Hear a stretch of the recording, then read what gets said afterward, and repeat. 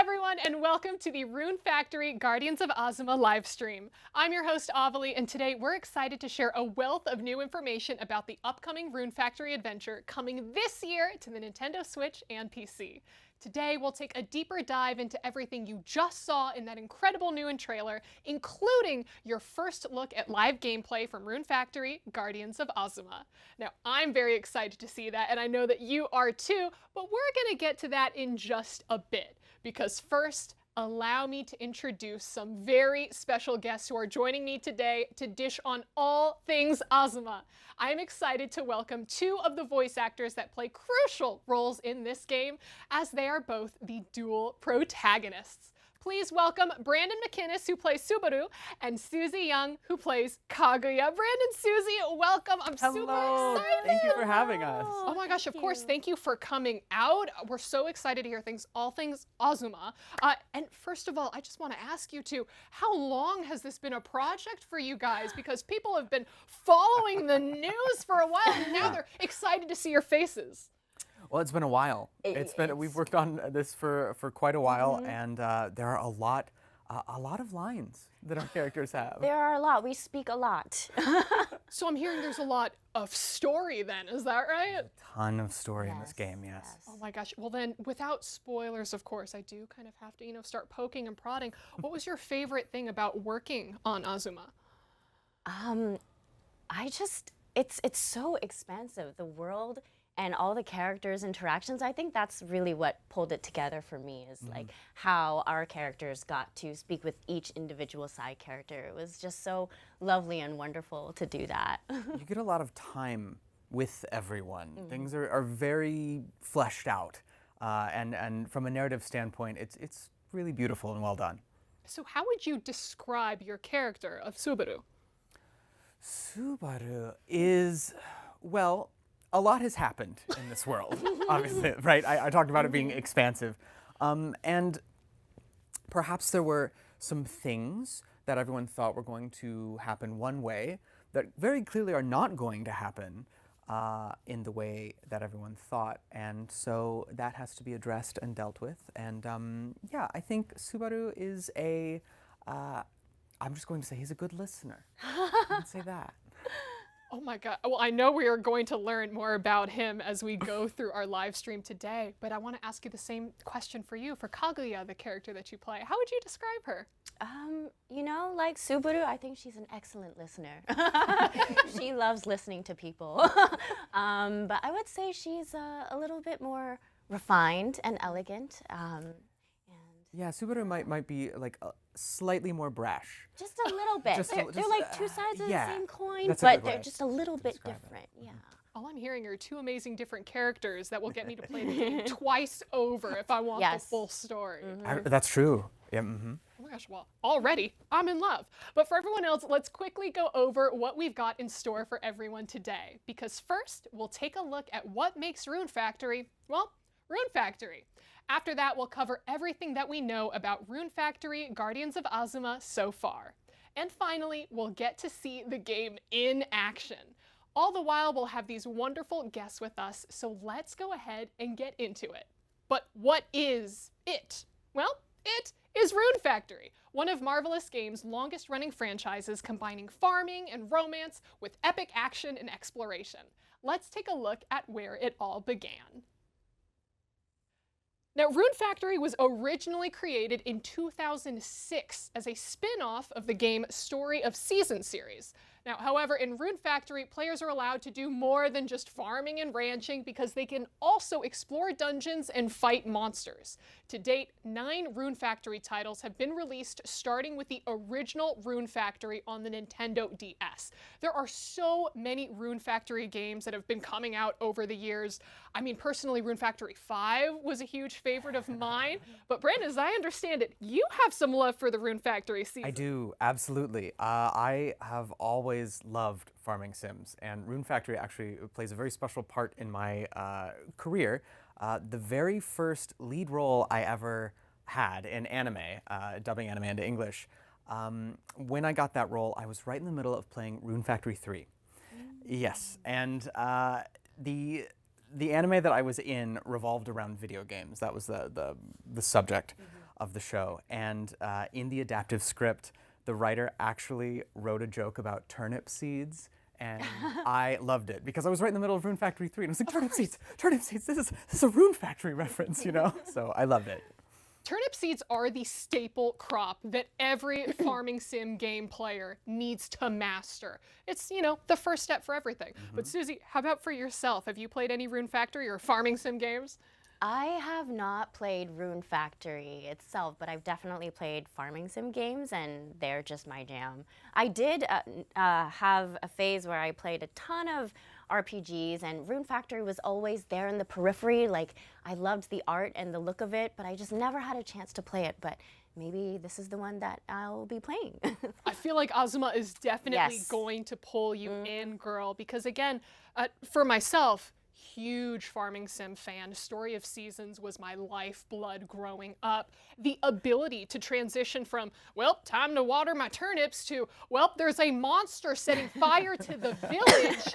Let me grab my sword and go take care of business and then harvest the turnips, right? Right, It's It's the about balance. Yes. the balance, the dynamics, the turnips. I really think that Azuma is going to pull you in. Yeah. Plus, you're already part of the game, girl.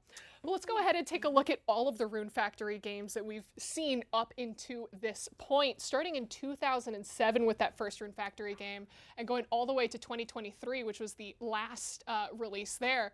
But 2024, we're getting Azuma. I'm so excited.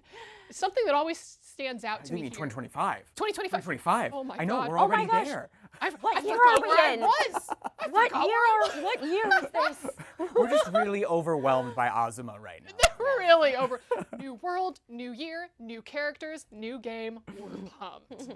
But oh my gosh, yeah, just seeing all those different titles and thinking of all of the different platforms it was on. I want to say there was all the way from DS to Wii to now we've got Switch. Yeah. I feel like just all of the different ways to basically take in more Rune Factory into your It's life. really such an honor to be part of such a long-running franchise, you know? Right? Absolutely. It's crazy to see a game that you've essentially grown up with and then you get to be a part of it. Well, I mean, you're the one who's getting to be a part of it, so what's that like for you? I'm in a Rune Factory game. What is reality? I don't know. Let's go ahead and learn a little bit more about Rune Factory and specifically Guardians of Azuma with our next slide that we have. Now, for the fantasy life, like the Story of Seasons series before it, Rune Factory lets players experience a lifestyle that includes farming, fishing, and crafting, including items and special recipes that you can only find in this fantasy world. And this is always something that I like that Rune Factory has kind of taken the edge to, where farming sims, they try to keep it a little realistic. But then Rune Factory, you bring in the fire sword, you bring in robots of some sort, you get some crazy storylines, and you know, it's all kind of tossed to the wind. Have there been games or Rune Factory or Story of Seasons or anything that's kind of resonated with you in that element? I love being able to carry so many things at once, like because you can carry multiples of the same item, like over your head, right? And that's my favorite. I wish I could carry that many things. Truly. Yeah. It's like there used to be the OG backpack. It had 6 slots in it. Well, you know what? I've got my head now. But of course, there's still more Rune Factory to learn about and more for us to discuss here because there's also adventure and exploration. Now, Rune Factory is more than a life sim. However, incorporating RPG elements like leveling up and fast-paced action combat, there's never a dull moment for players. Teaming up with townspeople and even monsters to help you is a key part of the experience too. And just talking about all the different characters, I think, that we've seen in Rune Factory, whether they're, you know, companions or the monsters that fight alongside you, or the, pardon my wording here, a buffamoo, I believe, is something that we can ride at some point. But apologies for mispronunciation if so. But just so many different things that we can see in this game, which is truly exciting. But of course, that's not it for Rune Factory, because we're forgetting about something very, very important, which is going to be, of course, we have our adventure and exploration, but I do believe we have something a little more. And that, of course, is our romance! Our romance for the ages! Because Rune Factory truly shines when allowing players to meet, befriend, romance, and marry the loves of their fantasy lives. Whether you fall for the gruff but lovable rogue or the shy shop owner that catches your eye, whatever your preference for a partner, there's someone in Rune Factory just for you. Now, Suzie, girl, Yes. when you open up a video game, Uh-huh. who are you looking for in that marriage partner? Oh, I mean, I've got to have something to fix, you know. So it's got to be the bad boy. I always fall for them. It's inevitable. Like, I don't know why I even try. It's fair. It's fair. Yeah. If there's someone with like silver hair, Yeah, I'm thinking of absolutely. Yeah, Beeline, right? absolutely. Well, I'll that is have to my fight type. you a little bit Okay. for that, girl. But you know what? It's okay. I All think right, you You're know. coming in with the higher weapons than I am, so maybe I'll concede that. Yeah, sure. But Brandon, for you? The bigger and buffer, the better. Yeah, I just want a big, giant warrior. He For can help protect around you. the farm, right? Yes, yes. Just for that I just reason. want to be little spoon. I just want to be little spoon. Oh, so sorry. So sorry. A little bit of that. And trust me, we're going to get into some of the romance options in Rune Factory Guardians of Azuma in a bit. But of course, we have to talk a little bit more about the game Guardians of Azuma. And while it is a Rune Factory game, there are also some new twists to the elements that we just discussed that fans new and old are sure to appreciate. So let's go ahead and take that look. Now, what is Guardians of Azuma, of course? Well, of course, it is the new game in the Rune Factory series set in the eastern country known as Azuma. A reimagining of the Rune Factory series that builds on the series' foundations of life sim, action RPG battle, and romance, and adds the new elements of earth dancing and village building with a uniquely Japanese flavor. Now, earth dancing and village building is something that gets me very excited because I love all things customizable and customization. I'm sure we're going to get to that. But earth dancing, could you give me a clue as to what that may be? Can we? I don't know. You perform a dance and magical things happen. Well, I guess we're just going to have to learn more about it as we proceed through the live stream. So let's take a little bit more of a look at Azuma. Now, of course, this is going to be set in the eastern country of Azuma. It's an island surrounded by the sea. Shattered into 1,000 pieces and scattered across the heavens and earth by the celestial collapse, Azuma is now a shadow of its former self. Azuma now looks to the earth dancer to play hero and restore this once prosperous land to its former glory. Now, as I'm looking at this art piece here really quick, It's so pretty. it's so pretty. So pretty. I see 2 large dragons, and are there little people on those dragons? Yeah, there's a little itty bitty guy on Wait. the black one. Is Yeah. is that you? That's me. It That's looks the it other looks side. like That's it about looks like you. Yeah, See yeah, the little ponytail? Nice. Woo, flying in the wind. It's Woo. giving that perfect windswept look. Wow. Okay, wait, I'm so sorry. Was that a turtle at the bottom right corner that we saw that seemed to be holding a lake of some sort? I do there a not turtle? know. I do not know. I will have to play the game to know. We're gonna have to play the game in order to find out. But just as we could see from the art so far, the world being incredibly expansive, we see a lot of the Eastern culture kind of like references and inspiration in a lot of the art. We see the cherry blossoms all around, so very much giving kind of like that Japanese vibe. Of course, we have Subaru and Kaguya, so as it should be. But let's go ahead and take another look at Azuma. Now, who are these Earth Dancers that we're playing as? The Earth Dancers are uniquely attuned to the natural powers of the land. Using special dances, they can wield sacred treasures to help bring vitality and hope back to Azuma.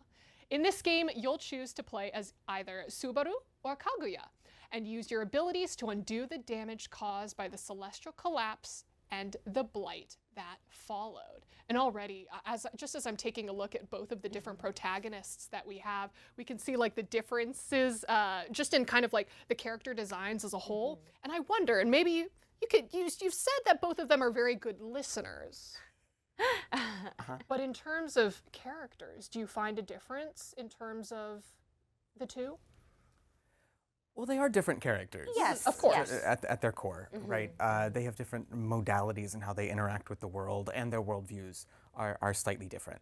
And how they deal with conflict is different as well. Yep. I think what I'm most excited for truly is to see the dance animations and see how they're different. Because I don't think I've seen them. I don't think yet. we've seen the full animations, the dance animations.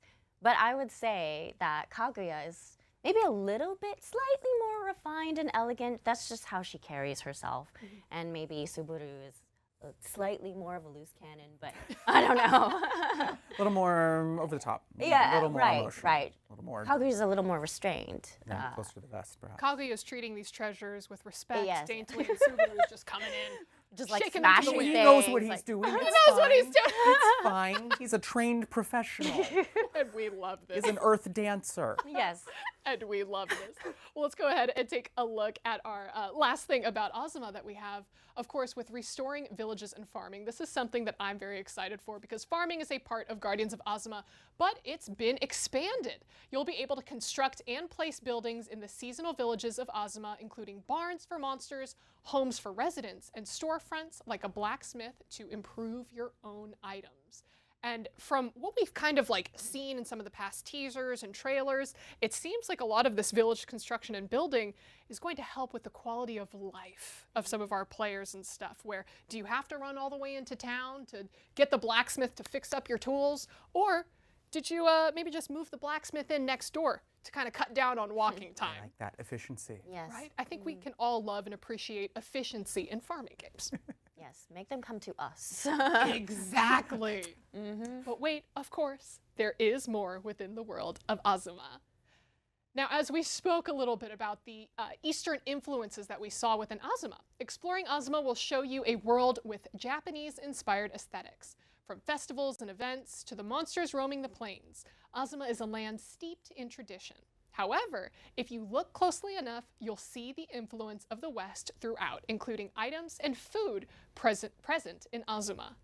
Ooh. Now, when you guys were voice acting, maybe reading the lines for your characters, at any point does Kaguya go, "Oh boy, jelly donuts," or what would you say is maybe this Western vibe that we can find in the food? I can't recall if they had any burgers or anything, but they had really delicious foods that they talked There about. are a lot of delicious Yes. foods and characters that make them. Yes, specifically, I think Dongo is one that's very prevalent. There and is Dongo. Dongo's delicious. I love Dongo. I love Dongo too. I adore the different colored dango, the Yes. dango with just the sweet Yes. sauce over it. Oh my gosh, so good. See, now I just want to get into the game so I can think about eating other foods. Oh, but of course, we still have more in the world of Azuma to take a look at. We also have the new weapons and abilities. So new weapons like the bow and talisman give Earth Dancers additional options when taking on the corruption of the land. Recruiting townspeople and monsters also returns, so you won't have to face down the threat of the blight all by yourself. And this is something that I have absolutely adored about these games because sure, you could be the one hero kind of charging in to try to take down the enemy yourself, or you can build up that party and group of friends with amazing characters or fun monsters and allies to kind of take on the enemy as a group. Do you have any favorite allies that you can think of, either from Azuma that you've called out to in battle, or heck, just in life? I don't know if we can mention certain characters, but I mean, I don't. We can. I mean, I think my personal favorite character that we're introduced to very early on is Woolby. Yes. We're used to seeing Woolies in the game, like in the Rune Factory franchise, right? But Woolby is special. Woolby has a special place in my heart. Also, Woolby is fantastically written, just as a character. Woolby is yes. so much fun. Yes. Wonderful acting. Woolby. Is it safe to say that Woolby will be a fan favorite? Or I hope so. I would think so. Woolby's definitely a Brandon favorite. Mascot characters are usually well loved. I think I still have like my woolly big plushy pillow from the Rune Factory 5 release, so I'm right there with you. I feel that love. But of course, I'm not the only one feeling love when we're talking about Azuma, because we have even more to find love in a new land, everybody. That's right. Romance again plays a large part in your time in Azuma. Ranging from wandering warriors to the gods of the land, there are plenty of eligible residents to woo. Also, same-sex relationships are also included, giving you the ability to truly live your authentic fantasy life. Now, romance and dating is something that always plays a very big part for me whenever I'm playing a lot of these games, especially with how many amazing characters are included and how well written, how rounded out a lot of these characters are, especially with their stories too. So without giving, any spoilers or anything, was there anyone who caught your eye in the recording booth? I just know that all of these characters are extremely colorful and they all have their little quirks, and I just enjoy those fun interactions between them. So I don't know, each character has their special relationship with the main character, and I don't know, yeah, I can't pick out a single one without spoiling, but some of them are very funny, and I can't wait for people to experience that themselves. There's such a range in not only these characters, but in the relationship that you can build with them. You will be surprised repeatedly. You will be emotionally affected in wonderful ways. I know, or not. You may be gaslit. You may be or not. Who knows?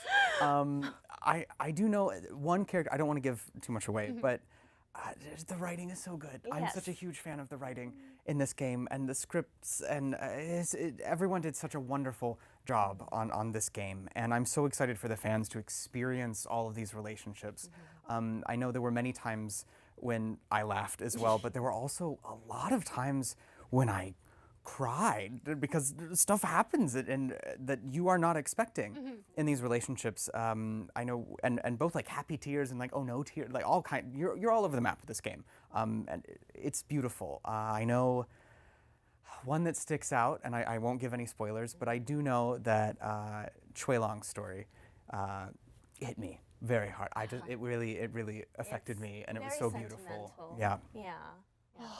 Now I'm just excited. I just want to get my hands on the game right now so I could start going in and meeting all of these different characters. But listen, everyone, since we have our very talented voice actors here right now, we thought that it might be a good opportunity to talk a little bit more about working, or excuse me, my words just totally fell. Wanted to learn a little bit more about what it was like for you guys working on the game. So now, as I understand it, Subaru and Kaguya are childhood friends. Where did they first meet? Well, they were betrothed, I think. Yeah, it was an arranged marriage as children. But I believe they got along quite well as children. Yes. Yes, but things happened, you know. Life happens. We moved on, Azuma and happened. life happened. Yes. So do we find, I mean, you said betrothed, but of course we have 16 different marriage candidates. So where are we on that betrothal? Like we saw earlier in a slide, I believe we talked about the celestial collapse, which plays a large role in the story, and perhaps that affected things and changed some things. TLDR, it's complicated. So complicated. Okay. Yes. Yeah, throw that status up there really quick with the it's complicated. But okay. And as we talked about the 16 different marriage candidates, who we'd like to take, or rather, what I'd like to know a little bit more is the depth of the relationships with these characters. Because as we've seen, lots of writing, lots of fantastic writing, a bunch of different characters. How would you compare the relationship and romance building in Azuma compared to other dating sim style games? It's much more fleshed out. I think in many games there can be a tendency for dating conversations to be very straightforward. But I've found during the recording process, I was so delighted and surprised by all the ups and downs that these relationships went through, the vicissitudes, you know? And so that was really delightful for me. I mean, keep in mind there are just so many side characters, and each one of them has an entire storyline dedicated to just them, which I don't think is seen a lot in other games where it's just so comprehensive. So you really get to see that journey with each of the characters, and you know, no one's shortcut of anything. So you learn so much, like, because when you think about character, even from an acting perspective, we have a tendency to ask, well, what is their motivation? But there's so much more than just what do they want.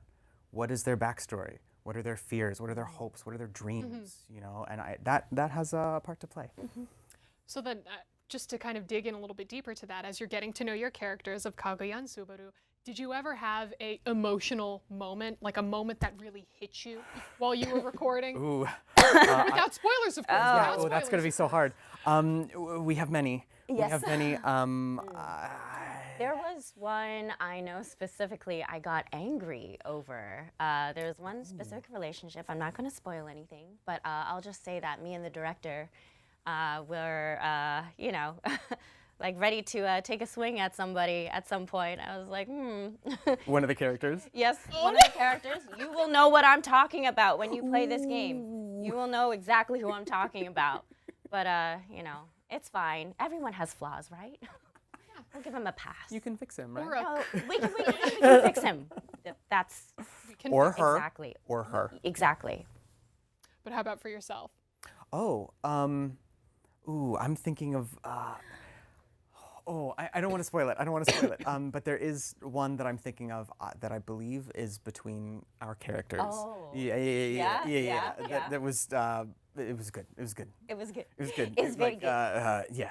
I mean, there's just so much history There is. behind with Subaru and Kaguya. So seeing that dynamic when they're grown up and how they interact is very interesting. It gave us a lot to work with as did. actors. It's really, it was luxury. Truly working on this game was luxury because the script is so good.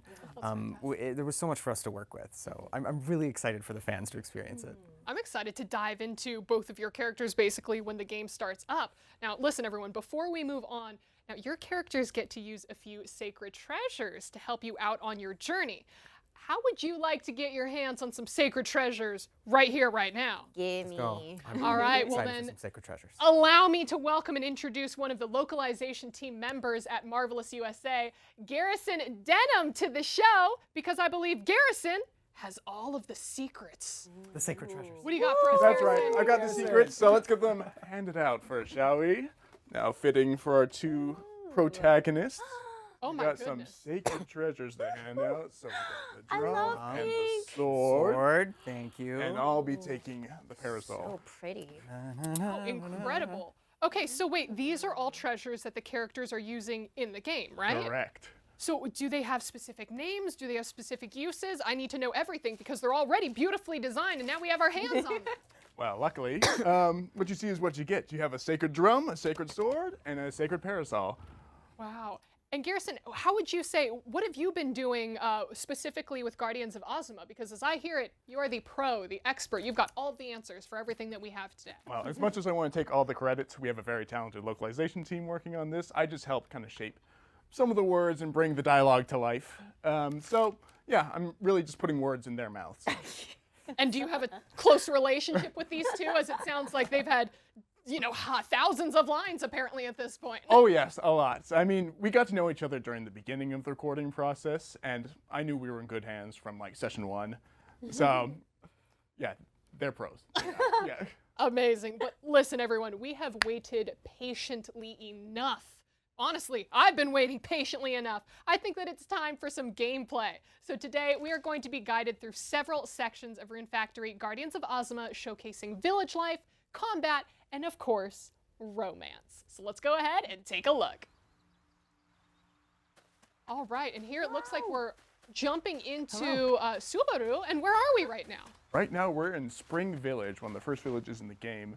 And so this area in particular is called the development zone. So this area right here, of course, you have your farming, you have your buildings, but what's special about it is that you can customize it any way you want. So not only do you have villagers there helping out with your farming or other tasks, but things like the monster barn over there, something you can place yourself. Later on in the game, you'll get things like decorations and all these other things to truly make this space your own. Yeah, I'm looking through just some of the things that have been popping up so far. We saw terrain tiles, we saw the different buildings. Now, as you were talking about helpers for a second there, as someone who loves farming style games, as I'm thinking back to Story of Seasons and Rune Factory, the beginning of the farming can feel like it's a bit of a chore and a bit of a grind. So how do these helpers essentially offset that? Right, so before, like you said, farming is more like a solo experience where you're expected to hoof it all yourself. But now with the introduction of these villagers, now you have basically helping hands to help kind of streamline the whole process. So instead of you having to plant each seed, water them, wait for them to grow, and harvest them yourselves, you can assign villagers who will go through and they'll help you plant the seeds, they'll water them for you, they'll even harvest your own crops and send that directly to your inventory now. Incredible. Are there some people who are maybe faster or better than others? Like we discussed, if there's a large buff dude coming in with an axe, should we assign him to harvest the turnips or do some lumberjacking? They're really heavy turnips. That's right. Sometimes you'll be very surprised what you find in this game. But yeah, so each villager kind of has their own qualities that make them more kind of specialized, their own roles. So not only will you have people that are good at, say, logging, chopping stuff down, farming like crops, maybe mining ore, and some people even have special skills down there that will help them run specialized shops for you. So depending on what they're good at, they'll have greater output, which just means more efficiently run farms at the end of the day. Wow.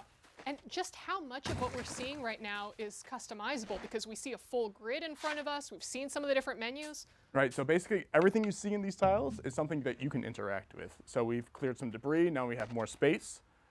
You can place things like buildings. So this is a blacksmith right here. So this is your own specialized shop in your area right here. So not only can you build this, you can take one of these villagers. So Kochiro, for example, he's a journeyman smith, which means that he's very well specially suited for running the blacksmith. You can assign him right to the blacksmith. And then once you back out of here, he'll show up right there. Wow. And so besides, of course, having a blacksmith right next to your house for convenience, I guess what else does creating all of these buildings and having all of these villagers able to help you around, what else does that do for you? So basically, the whole experience is just streamlined. Instead of there being just a specialized NPC you need to go to every time to, say, make your weapons, or maybe another one that sells seeds, basically you can take all that and bring it to this area right here. So you don't have to go and seek them out yourself. How cool. Yeah, so also we were talking about sacred treasures and stuff. So another part of the process, so before you used to have to do things like water each tile one at a time, but with the power of sacred treasures, you can do things like water every single tile at once. Wow. Form and function. That's right. So instead of waiting for those turnips to grow, say maybe take days, now with a couple beats of that drum, it takes just a few minutes. Wait. That's actually just game changing. Right? So say you have some crops that are ready to be harvested, but maybe you want some more seeds. You can use that flame sword right Whoa. there. Get lots of seeds. Whoa. Wow, that's a lot of seeds. Okay, now I feel like I'm fast. almost cheating when I'm playing this. Now, You're being efficient. You're being efficient. okay, yes, Yeah, yeah. Is that efficiency. Now, Streamlined experience. usually when I think of this, I feel like, oh, we have to upgrade a watering can, we have to upgrade an axe or something to that capacity, but it looks like, do these sacred treasures just fall out of the sky for us, Garrison? Well, you'll have to find out during the game, but let's just say that as you play and explore more of Azuma, you'll have more tools at your disposal to kind of help you with the process here. Amazing. And just how many sacred treasures are there? Can you tell us? Well, let's just say there's a good decent amount, and that you'll have to look forward to finding it out for yourself when you play the game. Oh, I am absolutely excited about that. Wow, and so as we take a look at this, I know that some people like to have kind of like this third-person view, but are there any other ways to kind of like view customization? Right, we've had some feedback in the past where that it can be kind of, you know, a little bit plotting, we can say, to kind of do it at a time, but now we have this nice overhead view to really streamline the experience. So now you can go to any of these tiles, you can remove debris, you can see how buildings will look when you place them down. So it really gives you this good, nice overall view of your area here. Oh my gosh, that's life-changing. It really is. And also, I'm just hearing the music now. Yeah, it's so relaxing. calming. I'm just sitting here like, just vibes. It really does fit the setting. I really like it too. This is where we need the cup of green tea, Oh, yes. the dongo, Oh, and a taco. perfect. Right, And a taco? Yeah. Western influences. East meets West. Oh. So what else about village life can you tell us? Well, so basically, as you're going through the game, it's your job to kind of take care of all the inhabitants of these villages. So you're not farming just for yourself this time. You're kind of, you know, it takes a leader to feed a village kind of thing, right? So not only are these villagers helping you out, they're kind of helping themselves out too. So you'll be shipping crops to make money, to make sure that all the villagers are fed, and just kind of keep things running smoothly. See, right now we're still going on that seed binge right here. Exactly. So I saw for a second there, it's saying how many buildings could be placed. I believe it was 2 out of 20, but then also we saw the decorations. How crazy can we get with some of the decorations in this game? Let's just say you can get pretty creative there. There's a lot of different combinations I can do, some for the Wolby fans or Yes. the Monster fans. There's a lot of personality you can inject in these spaces. Can I build Wolbytopia? Yes. Oh, no comments. Oh, no. I don't want to speak in absolute. Wolbytopia is different for everyone. Yes. Cool. So as we can see here, just in the time we're talking, we already have another field that's about ready to be watered, and just the power of Sacred Treasures really does change the game here. Cool. I still can't get over how relaxed I am with Look this. at you. Right? Just like, Very zen. There I go with the drum. Drum. There you go. Yep. okay, so when you said it's a monster hutch? Right, so that's a monster barn. So you can Monster barn. Yeah, in this game you can also befriend monsters out in the field, so you can bring them back to the farm here, and they can help with tasks as well, just like the villagers.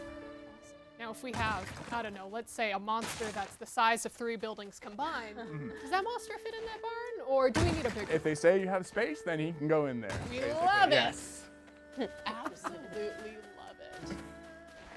Man, I feel so peaceful. So is this the only place that you're able to customize?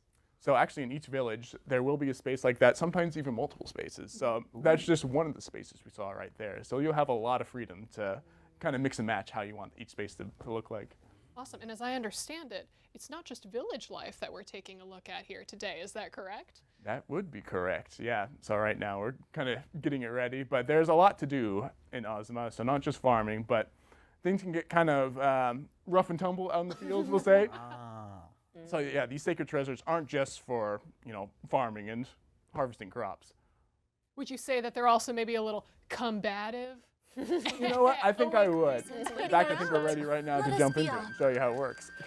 Oh, fantastic. Hi, it's me. Oh, there you are. Yep, There there I you go. am. So right now, this is a little bit later in the game.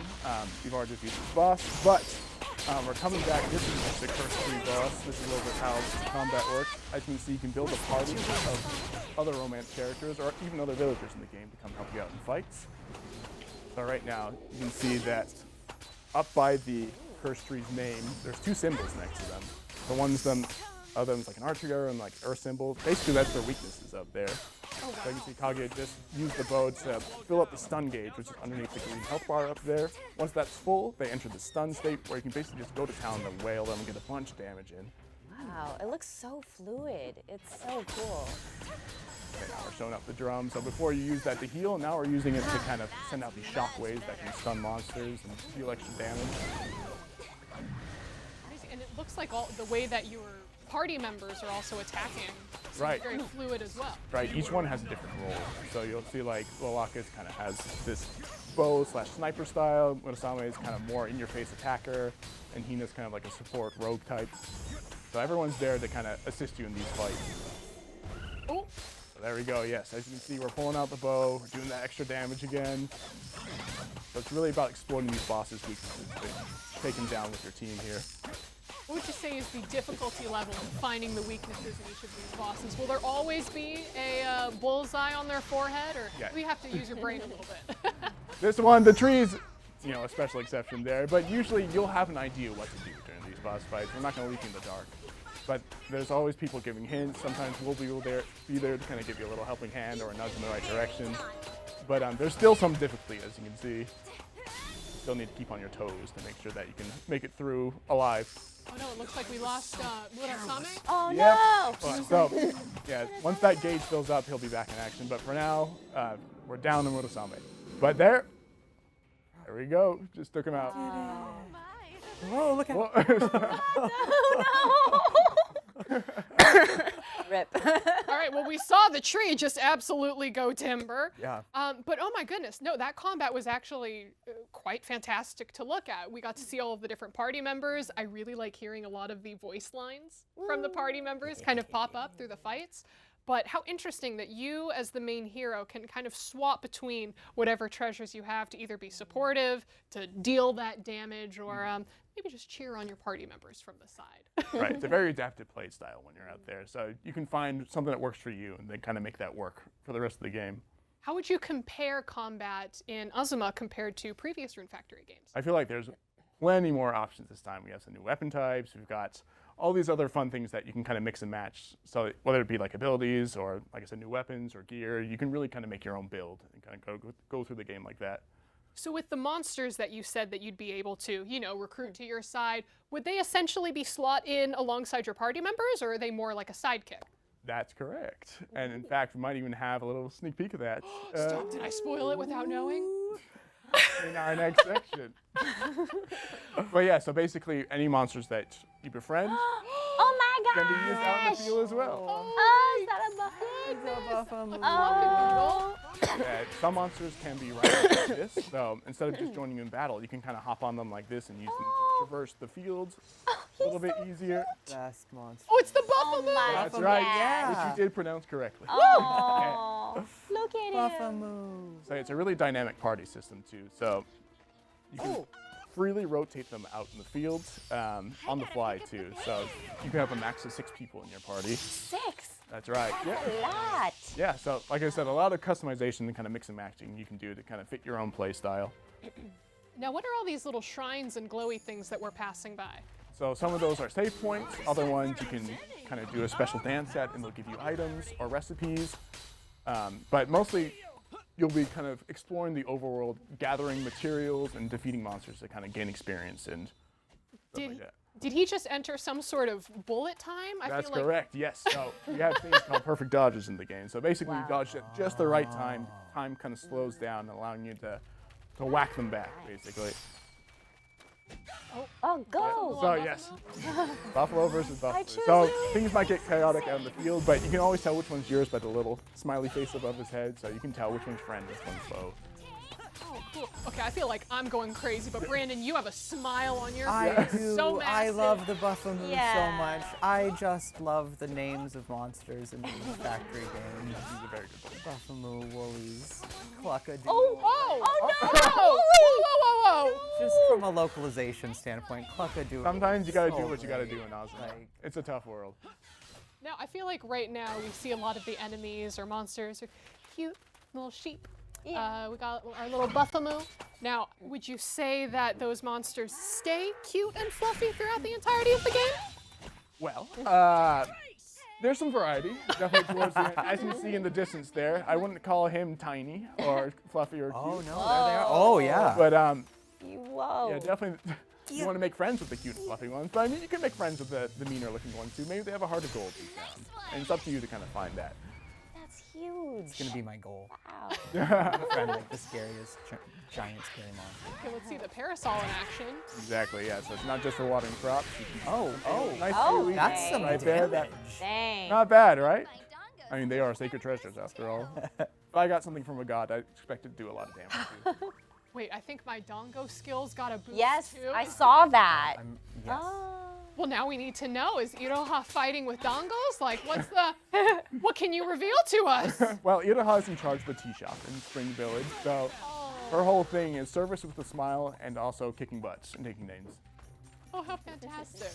And I think it's cool. We were talking about the monsters just a second ago. We talked about the cute inspirations, but as we were talking about the Eastern inspirations as well, a little bit of Japanese, we see the colossal red oni. So already having hints to that Japanese culture there as well. Exactly, yeah. So again, we have some staple monsters from the series, of course, but then we have the more Azuma influence here. So we have Oni, we have other, maybe more, especially influenced kind of monsters, I guess, from the new series. I just noticed something. Is the targeting icon a spinning sakura blossom? It could very well be. Like right there. That's so Yeah. cool. Cute. Wow. Again, fitting the Azuma style. Yeah. Awesome. I love all the details. that went into Gonna this. throw this out as well, just because we heard another voice line. I believe this was from Mauro. I think just threw out a grazie. That's right. We got some multilingual party members in here too. He actually visited from one of the Western continents.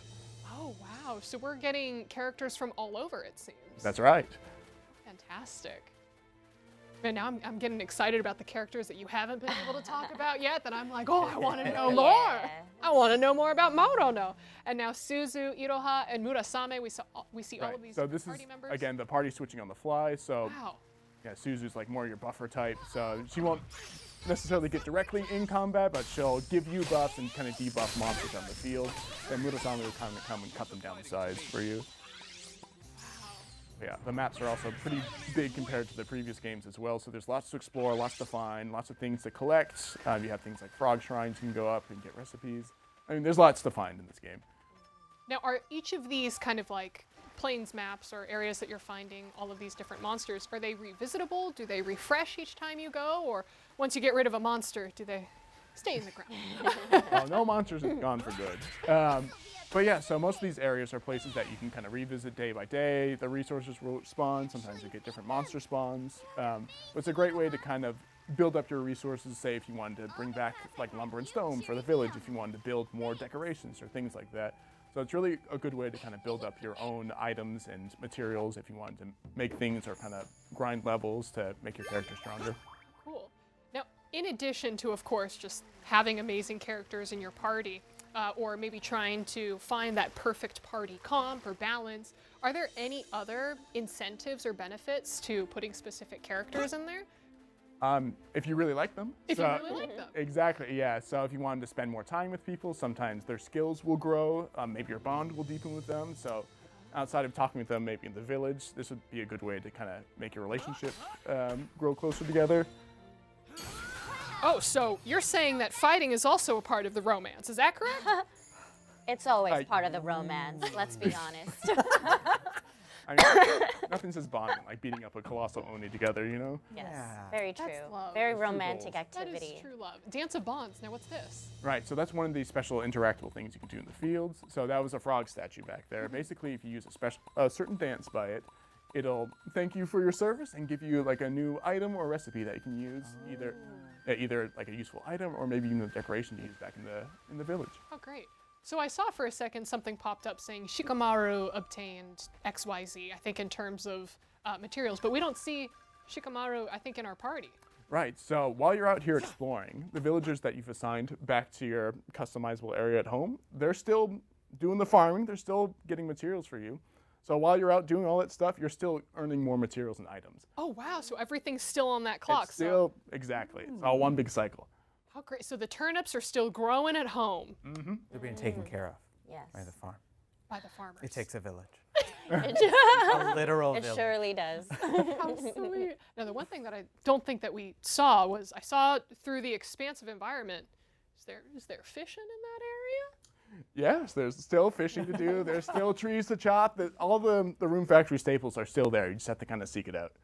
I had to ask. There are, Right. huge fishing fans out there. Fishing aficionados, I believe. who Oh just my god. Aficionados. I see what you Aficionados. did there. I do it on purpose. That's the worst part. But of course, there's still so many things that call back to that fantasy life that a lot of people just love and find them are able to immerse themselves in addition to the combat. So it's always so great to see like a perfectly rounded out game.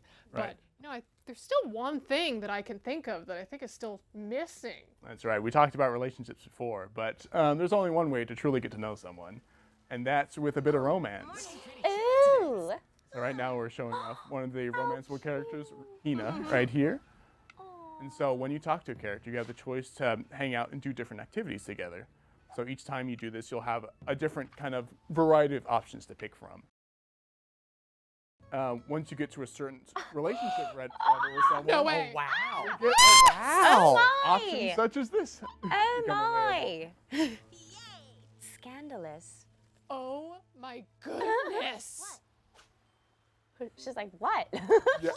Now I imagine you have to reach a certain relationship level. Exactly. That's Right. Because I was like, available that off the escalated bat. quickly. Yeah, that's more of an end goal. But I mean, this is what happens when you fight enough Colossal Red Oni together. Oh, right. Eventually you reach a point where Yeah. you can get to that. Yes. I think we saw on each of the options, it said like level Yes. 1 is saying hello. Level 8 was, I think, like an embrace or something. And at the bottom, I think it said that we were at level 10 with Hina. Exactly, yes. We really like Hina, so she's maxed out. But yes, the more time you spend with characters, the more their quests you do, or the more kind of activities you do together, the more that rank will rise, this bond rank. And so once it reaches a certain rank, you can kind of confess your feelings and take it to the next step, and then do activities like that, or even some more stuff down the line. Some more stuff down the line. Whoa, what are you talking? We gonna be able to hold hands or something? Head pats. Head pats. Head pats, level 10.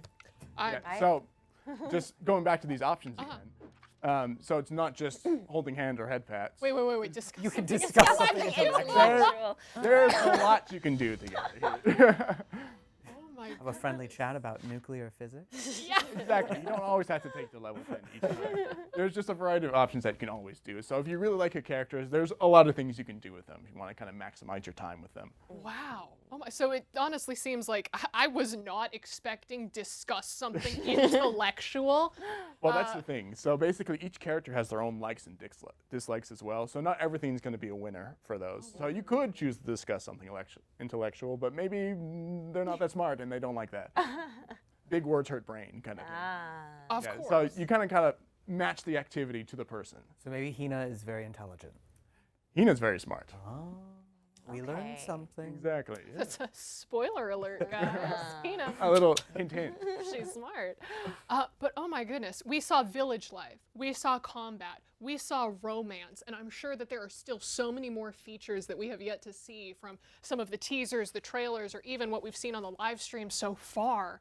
Oh my good, what can you give us any other teases, specials? What can you share? We're so excited to know even more. Well, I hope you like Hina because I think we have something else that we can show right now too.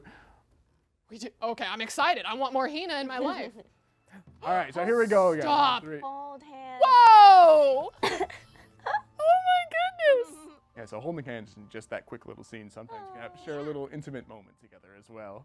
Oh, how sweet. When my It hero really feels took like you're hands- building a relationship with these characters when you're playing through the game. Oh my god. Okay, so Kaguya has Riz, girl. Yeah. Oh, I mean, Kaguya, yes, and Subaru. Kaguya. Kaguyas. Oh, how cute. I love how cool Kaguya looks. Yes. That's just cool. She's the one who takes the lead. I mean, let's be honest, Yeah. you're both very cool in game. Yes. You're saving the world basically with dancing. You gotta You're look both cool. very With dancing, Yeah. throwing it down to save the world. Exactly. Oh, she's shy. So cute.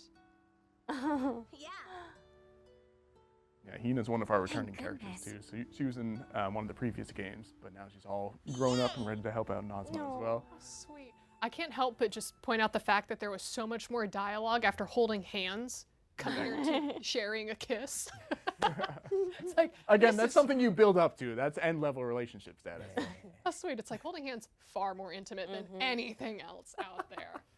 Oh my goodness. Well, is there anything else that you have to share with us about the game in terms of gameplay? I'm afraid that we might have to keep that a secret until you play it for yourself. I'm so excited to learn more and, of course, see more. But thank you so much for sharing so much about the game with us, just in terms of gameplay, knowledge, and some of these sneaky spoiler-ish hints that we were able to weasel out of him. But listen, that was great, and I know that it's gotten me super pumped to play more myself when the game does come out. But listen, that wasn't all that we have to show and talk to you about here today. We are also going to reveal for the very first time a very special collaboration planned for Azuma. Let's take a look. And that is right, everyone. We are going to have a Sakuna collaboration DLC. Making a special appearance from Sakuna of Rice and Ruin, Sakuna, the harvest goddess herself, comes to Guardians of Azuma.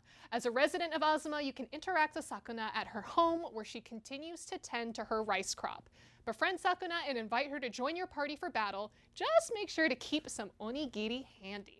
Additional details will be revealed later. She is so cute holding that onigiri. So adorable. Oh my goodness. And I remember seeing Sakuna when it first came out. The art style was absolutely amazing. Have you played through it yourself? Of course, yeah. Well, tell us about it. Tell us a little bit about Sakuna for About people who Sakuna, haven't I don't played. want to take the experience away from people who haven't done it, but basically what I can say is play the game. Perfect.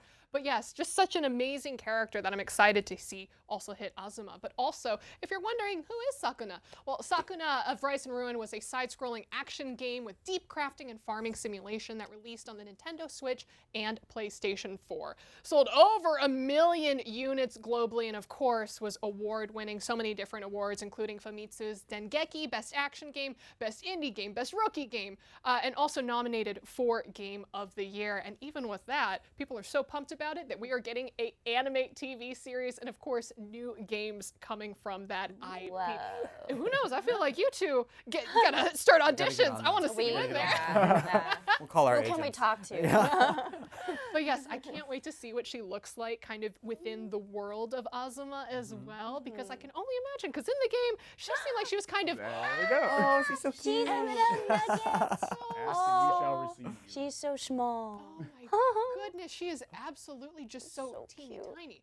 Now, what is the little green poof ball that's to her right? Are we allowed to know? That would be her little guardian Tama. It was awesome in the game, yeah. So cute. Oh my gosh, she comes up to the afternoon. knee. Oh my gosh. So tiny. Adorable and cute, but also I feel like her aesthetic just immediately fits right in with Yes. kind of like the autumn leaves that we saw around her as well. But okay, I am personally very excited to see Sakuna come to the world of Azuma. That'll be so cute. Oh my goodness. I hope that, you know, she can at least see over some of the enemies though, because Oh yeah. she's this big She's a little and that small. Buffamoo, that's gonna be a 1v1 for Something the tells me she can stand on her own. Yeah. don't know. Give her a few onigiri and She's small, but packs a wallop. But Say mighty. that, yeah. small but mighty. Exactly. Well, listen, if you are all wondering to yourself, like, hey, you know what? I want to play this game. How can I pre-order? Well, you know what? We have some information for you, including what version you should be getting. So let's go ahead and take a look at the Rune Factory Guardians of Azuma Earth Dancer Edition and all the swag that comes with it. We've got the Woolby plush keychain, the original soundtrack. We've got the, of course, Guardians of Azuma game, an outer box, a 140-page art book. And of course, look at all of the other DLC inclusions like Festive Attire and Dark Woolby Bundle, Seasons of Love Bundle, Rune Factory 4 Outfit Bundle, and Useful Item Bundle. Would you be able to clue us in a little bit in terms of what some of those in-game bundles are for people who may be curious? Yeah, I mean, for Woolby in particular, like that's a new way to see Woolby. You'll have all these new extra kind of outfits or things that you can get there. Just a bunch of extra goodies for people. Amazing. And actually, guys, I think that we just so happen to have some of the prototype items that are a part of the beautiful physical Rune Factory Guardians of Azuma Earth Dancer Edition right behind you. Do you have them? Oh, yes. Let's go ahead and pull them out That's because we have here Ah. Thank you. Thank Yes. you. da-da-da-da. Here, Beautiful. wait. Not only do we have the fan Ah. from Guardians of Azuma, but also a cute little standy uppy case, so you can basically just display it. A standy uppy The case. perfect standy uppy case. That probably wasn't the exact terminology, but I think it's close enough. Yeah. we get close to it. It's whatever you want to call It it. was as beautiful as a Buffamoo. Yes. Buffamoo indeed. But even we can tell that kind of like the theming on the fan that we see, it feels like everything that was selected for the Earth Dancer edition, it seemed intentional, was it not? Correct. This is actually based on a design from fan in game. So we just brought that to life. How fantastic. Oh, What's that? I'm fired? Buffa. Use the fire. Oh. Oh. But oh my goodness. Banished from the village. After seeing all of the gameplay, learning a little bit more about Rune Factory, hearing about the lore, speaking with all three of you, my heart is so full and excited to see Guardians of Azuma. But of course, any impressions from you as we slowly wrap up this stream? I mean, I've just had such a good time working on this. It's been a long-running project, but there's just so much in this world. Like, we've seen all the village building, all the romance, all the combat. It's so cool. Like, it's everything that you want in one game, and I'm so excited to play it. I am too, girl. Yeah, I am as well. I think Suzie will agree with me on that. This project is the single project that we have probably, I don't want to speak for you, but at least for me, I've spent more hours in the booth with Subaru than any other character I've ever voiced. And so it's very important to me and has a lot of meaning to me. And I'm going to choke up thinking about it. No. Oh my gosh, no, it's okay. It's so, oh, thank you. But I really love this story, and I love these characters, and I love the interactions and the relationships that are in it. And I'm really excited for all of the fans to experience it. So I'm just, thank you so much for having both of us on the game. Just want to say it was our pleasure. Well, I'm sure I speak for many of the fans who are watching, saying that they are very excited to see your performance and, of course, all of your hard work and putting everything together. But with that, everyone, the Rune Factory Guardians of Azuma live stream comes to a close. We hope you learned a lot and that what you learned has you excited for this bold new entry in the fabled franchise. Be sure to follow Marvelous USA right here on YouTube and across X, Blue Sky, Facebook, and Instagram for more on this and all their other titles. For Brandon, Suzie, the Marvelous USA team, and myself, thank you all for watching, and we will see you in Azuma. Peggy 16.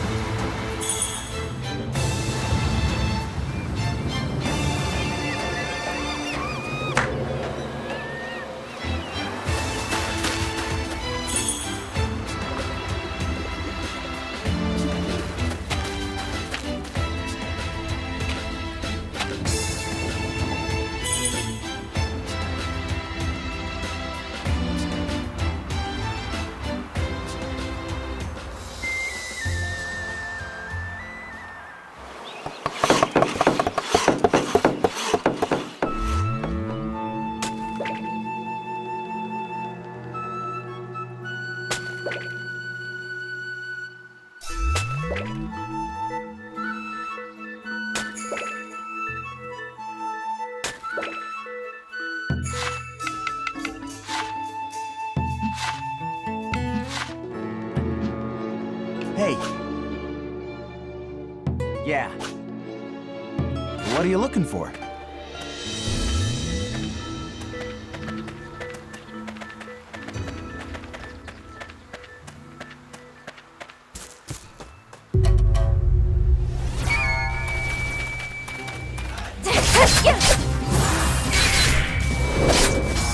This is it!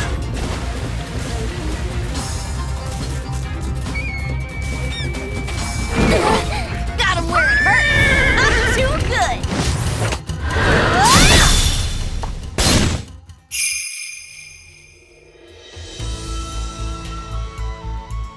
Wow! Look at those! Aren't they the cutest accessories you've ever seen? Forgive me. I didn't mean to make you wait. Now's our chance. We've almost reached the goal. It's clear we're united in our desire to fill each other's lives with joy.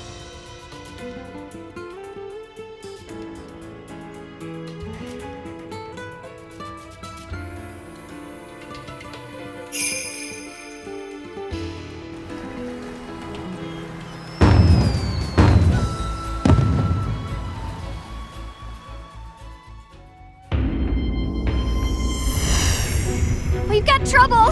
Some kind of shadowy monsters attacking the village! It will be a long and perilous journey, but the fate of this land rests upon your shoulders. My life force is all but spent. Dancer, I bid you act in my stead. I'm sorry. All this happened because I made you an Earth Dancer. even if we're destined for destruction. I'll always pray for our world to know peace and happiness! That's an Earth Dancer's calling. To bring the land and its people together!